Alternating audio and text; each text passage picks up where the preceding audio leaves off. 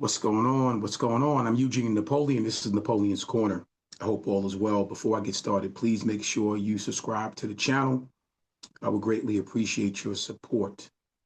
This episode is actually episode 237, 237. And this particular topic is actions and responses. Actions and responses. And the biggest thing I will start off with is by saying actions will initiate a response. Actions will initiate a response. Depending on what you say or what you do in terms of your actions towards another individual or group of people, it's going to definitely initiate a response. So this is why we need to be careful and mindful as to what our actions are. The other key would be once that happens, once a response is made, you got to take responsibility for what your role was in that particular action. So therefore, when the response comes, you can't be surprised.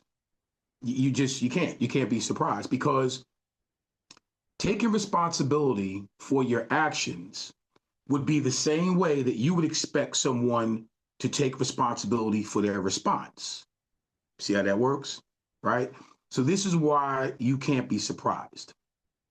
If I were to say something to someone and it initiates a response, and then I sit back and say, well, why did that person respond that way? I probably need to look in the mirror and first ask myself the question, why, what were my actions that initiated that response from that particular individual or group of people? I would have to be held accountable for that. But see, all of a sudden, we are in a place where we don't want to be held accountable for our actions. We don't want to be held accountable for what we say. We just don't. So therefore, it's in our minds, it's always one-sided. What I mean by that is, because we don't want to have any accountability for nothing, right? We're always pointing the finger at the person that's responding, not realizing the response is due to an action. It's really just that simple. A response is normally due to an action. So if you provide the action, you don't get to negotiate the response. That part, right? Then it becomes a thing of the emotional control of somebody else, right? Now, because of what you said, immediately initiates a response. Now you want to be in control over that person's emotions and how they're going to respond to you. Well, you can't. You simply can't. Once you open up that box, once you open up Pandora's box, whatever comes out, comes out. So you can't control somebody else's emotion after you triggered it. After your action, triggered it, you can't then negotiate their response emotionally. So I think we really have to push the pause button and really start to understand. Once you put somebody in that headspace, once you push the button on somebody's response because of your actions, you got to sit back and you got to accept that. You got to accept the accountability. You got to be honest with yourself. You got to be honest with others, because then what happens usually, if someone responds and it's a situation between two people, right? But your action initiated that response and it's just between you two, 9 times out of 10, the narrative is going to be painted if you got to a group of people first, because then you're going to create the narrative to make it seem like that other individual's response was unwarranted.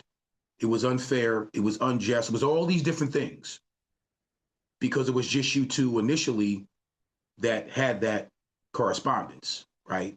So the group of people are not aware of your actions that then cause that response. And because you got to them first to share your narrative and your story, they more than likely they're going to run with what you say first until the other person, and it comes full circle because the other person says, well, no, that's not exactly what happened. What happened was this was said.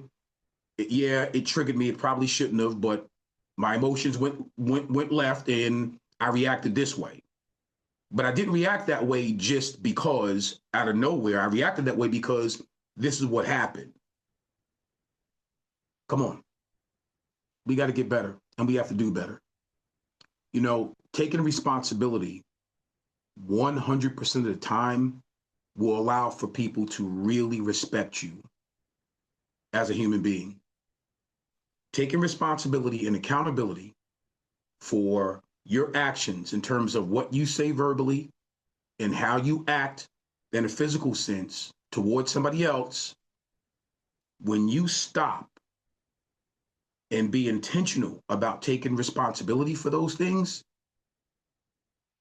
you're going to start to see that people really will respect you for that.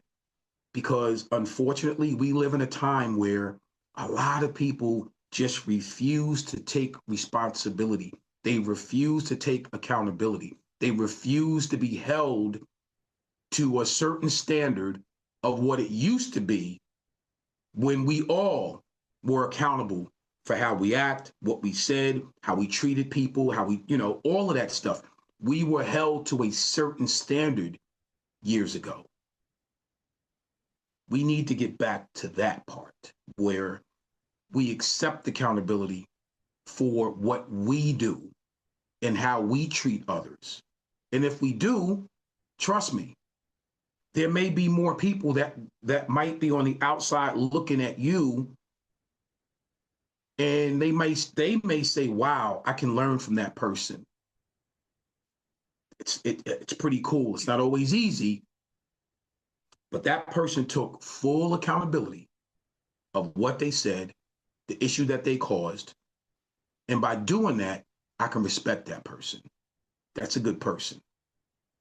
So in the end, it's always, always important to simply accept accountability and be responsible, because your actions will always 100% warrant a response.